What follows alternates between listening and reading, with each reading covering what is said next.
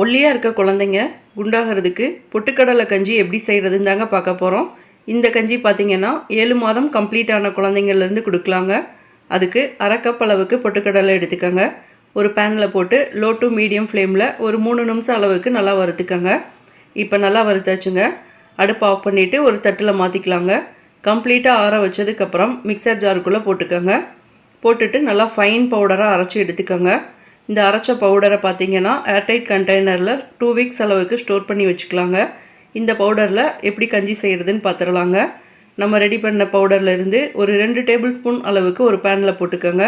1 cup அளவுக்கு தண்ணி சேர்த்துக்கோங்க. கட்டி எதுவும் இல்லாத அளவுக்கு நல்லா கலக்கிக்கோங்க.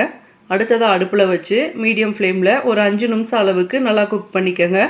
லைட்டாக ஒரு கொதி வரப்போ கொஞ்சமாக நெய் சேர்த்துக்கோங்க. நாட்டு சர்க்கரையோ உப்போ உங்கள் குழந்தைக்கு தேவைப்பட்டால் கொஞ்சமாக சேர்த்துக்கலாங்க. அவ்வளோதாங்க. நல்லா மிக்ஸ் பண்ணி விட்டுட்டு திரும்பவும் நல்லா கொதிச்சதுக்கப்புறம் அடுப்பை ஆஃப் பண்ணிடுங்க. இந்த கஞ்சி பார்த்திங்கன்னா மார்னிங் பிரேக்ஃபாஸ்ட்டுக்கு குழந்தைக்கு கொடுக்கலாங்க. இதே மாதிரி நிறைய ஹெல்த்தியான பேபி ஃபுட் ரெசிபீஸ்க்கு நம்ம சேனலை சப்ஸ்கிரைப் பண்ணிக்கோங்க. தேங்க்யூ.